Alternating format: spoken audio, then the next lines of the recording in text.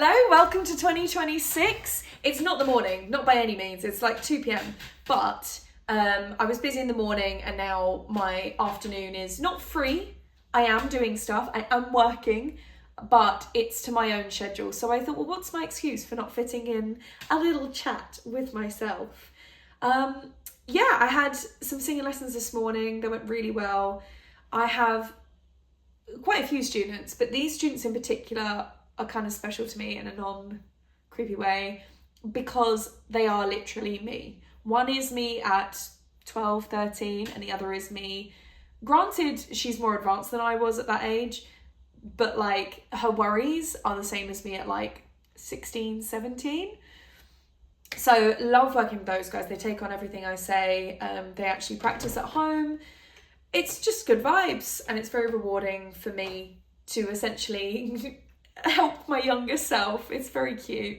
And then I've been working over the last hour and a bit because I was warmed up anyway. I was like, well, you know what? I've got a couple of auditions coming up. Why don't I sing through the songs? Now, one of these songs is quite intimidating for me. So I have always billed myself as a mezzo. However, this song goes up to a C6. They want full operatic, which C6, seeing as my piano's here, that's up there, which is in my range, but does it sound nice?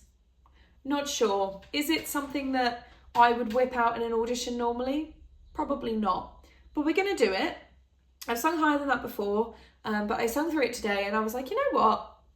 This is doable. This is doable. And I think that I really like when auditions give me songs. My worst part of an upcoming audition is picking the songs because I put so much pressure on my choices. So I actually love when they say, oh, we want to see you for this, you're singing this and this.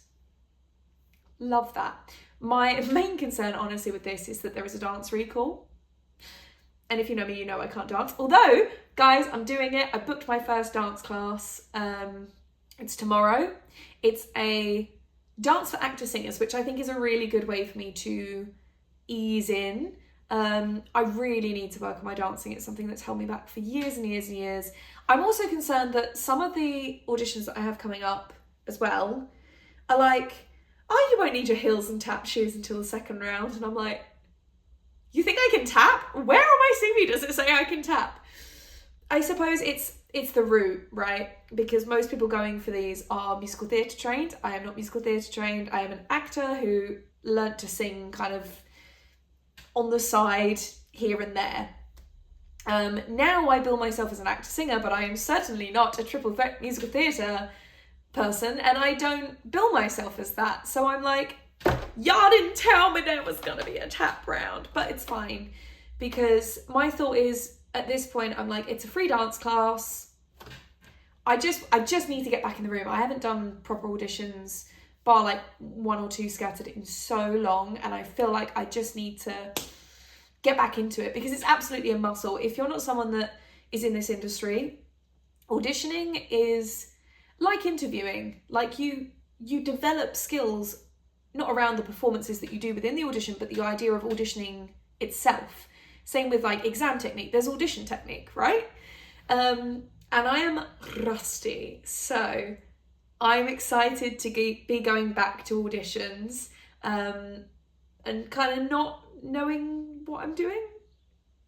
I think I flip between being terrified and feeling open. That's what it is, you know. I'm just so open. Whoever offers me a job first gets me. That's literally where I am at this point, which is a really fun place to be. I'm debating, so I need new headshots, right? I need to redo everything. I need new reels, I need new headshots, I need to pick up my skills, yada yada. This is the year where we sort everything out. She says, like that hasn't been the last decade. But this year, truly locking down. Something that I keep toing and froing about though, and that is putting me off of headshots and reels, and just kind of cracking on with that, is I know who I am inside. I don't know who I want to portray on the outside. So I'm doing a lot of cruise auditions, right? which is why I've stuck with the kind of nonchalant, I guess, blonde hair. You know, it can be whipped to the side, it can be styled, it can be crimped, it can be curled, whatever they need. I can do it. It's inoffensive. The Christian mums will love it. In my head though, I would really like a ginger mullet.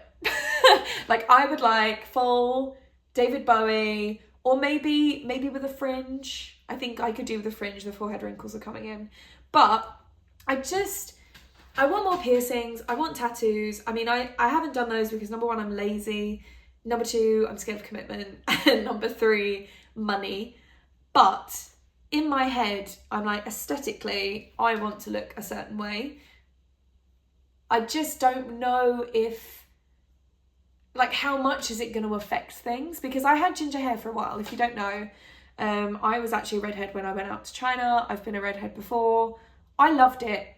Awful upkeep for if you're working abroad or you're working on a ship, which again, doing a lot of cruise auditions, so I'm like,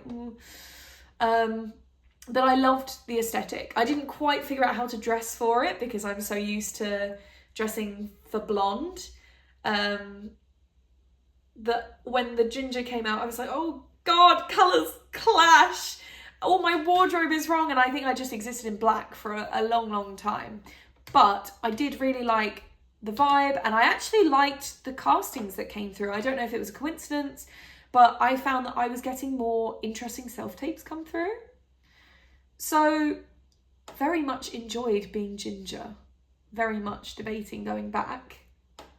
But I'm also scared, like, again, like a mullet, what a commitment. If it looks terrible, that's kind of it. And I know you're going to say, oh, it's hair, it grows back. But the problem is if I commit to a hairstyle, I have to get the headshots, I have to update the reels. I have to match my entire branding to what I look like. I did debate getting a wig to kind of try it out. But I don't know, I need someone, what is it called? Because I've tried to look this up before. If you know, please let me know. What is it called? They're not a hairdresser. They're not a hairstylist, but it's someone that I could sit down in the chair and be like, give me the most flattering, but also fits this personality hairstyle. And tell me if it's gonna make me look very wide, because like I have quite a wide jaw, I have quite a wide face in general, and I'm like, it's not that I'm like, oh, I hate this part of me, I want to hide it, but like I want to show off the parts I like and hide the bits I don't like, or at least not draw attention to them. I just need someone to be like, yes, this is going to suit you. No, this isn't going to suit you. That's what I need. But eventually I'm going to have to make a decision because my hair's getting very long. I've tied it back today because I just couldn't deal with this. Yeah, that's where I'm at. Feeling good. Got a lot of life admin today. I'm like looking at my to-do list. I've got a lot of life admin that I need to catch up from the Merineum. It's in there now. It's the Merineum, the part between Christmas and New Year. The gooch of Christmas. So yeah, I'm gonna love you and leave you. Happy 2026. And please follow along for my journey of what hair do I get? Ugh.